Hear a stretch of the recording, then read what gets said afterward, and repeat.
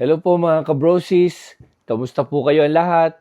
Sana pinasa mabuti po kayong kalagayan. Kagigising lang po natin. Duty na naman po mamaya. Nokshi po.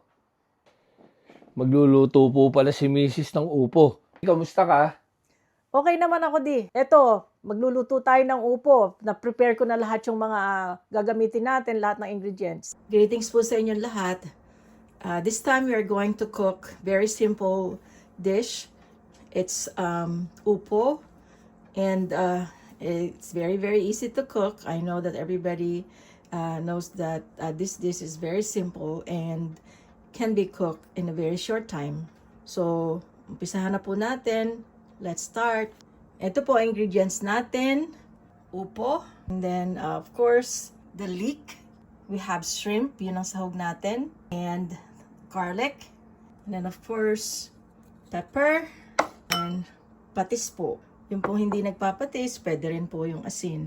Umpisahan na po natin. Ito na po ang bawang. Siyempre, unang-una po siya lagi. Yung iba po, hindi nila inuuna yung bawang kasi nga, it's very aromatic when you cook, and especially here pag during winter, if you cook Filipino food, everybody, the whole house, including your clothes, smells like what you're cooking. So next would be the leek. That's my, this is, if you notice, this is a favorite of mine when I'm cooking, especially vegetables. This is really very tasty. So we're going to stir it a little bit so that this will be cooked. You know, we need to make it a little bit wilted so that the aroma will mix with the other ingredients. Okay, this is okay. And we're going to put the shrimp now. I chopped the shrimp into smaller pieces so that it will taste better. The taste of shrimp will be spread out and mixed more with the vegetables. So we're going to cover it a little bit. We are going to put little patis and then we stir a little bit. We cover to cook the shrimp. Mga kabrosis, ito nga po palang upo, katulad din po ito ng ibang gulay na may anti-inflammatory effect po pala siya. Maganda sa mga pamamaga. Tapos, at mataas din po ang kanyang vitamin C content at ang kanyang minerals. Low calories. Ayun, low calories pa ba namin? Sige, tuloy-tuloy na namin ang panonood sa ginagawa mo. Tingnan po natin. Ayan, okay na po siya. Alisin na po natin yung cover. Tapos, ilalagay na po natin yung upo. Ito pong upo, everybody knows na pagka niluto natin, there's a lot of water. So, hindi na po tayo maglalagay ng sabaw. So, ang gagawin lang po natin, halo konti. Halo-halo.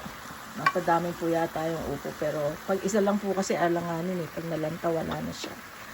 Anyway, so, takpan po siya uli natin.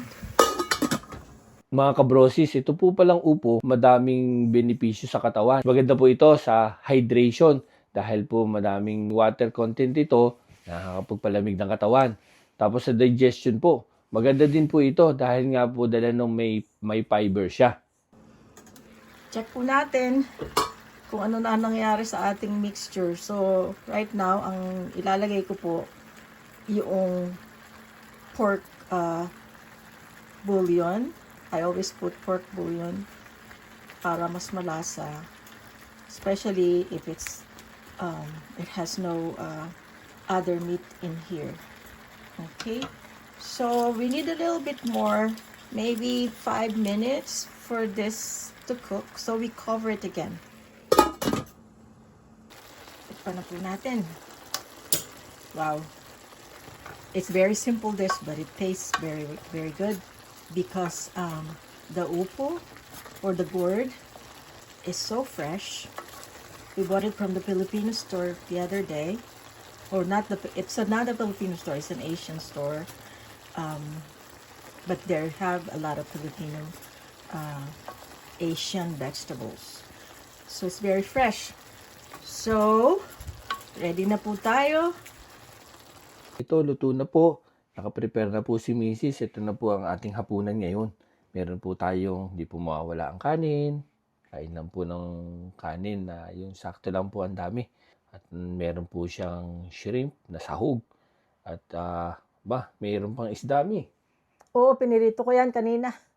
Hindi ko Mm, na naipakita. ayun, hindi mo na naipakita kanina. Oo. No? De, tsaka okay lang. Naon na kanina yun eh.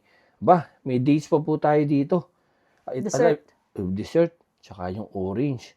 Masustansya yan. Mataas sa vitamin C content yan. Yeah, it's called mandarin orange. They are in season. Ayun. Talaga, tara po. At, ito nga po palang yung dates. Maganda po ito. Pang boost ng energy. Natural sugar po kasi ito. Mabilis magbigay lakas. Mataas din ang kanyang fiber level. Maganda po sa digestion. Sorry po, suggestion yun na sabi ko. Sa heart-friendly din po ito. Tapos iron source, antioxidant, tsaka may natural sweetness, healthy alternative sa refined sugar. Tara po. Kain ka na. Kakain na po. Kain na tayo. Sige po.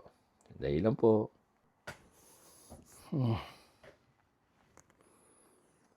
Bango. Mga kabrosis, makakain na po at para po may lakas mamaya sa duty. Mag-ingat po kayo palagi. Stay safe. Have a blessed day po.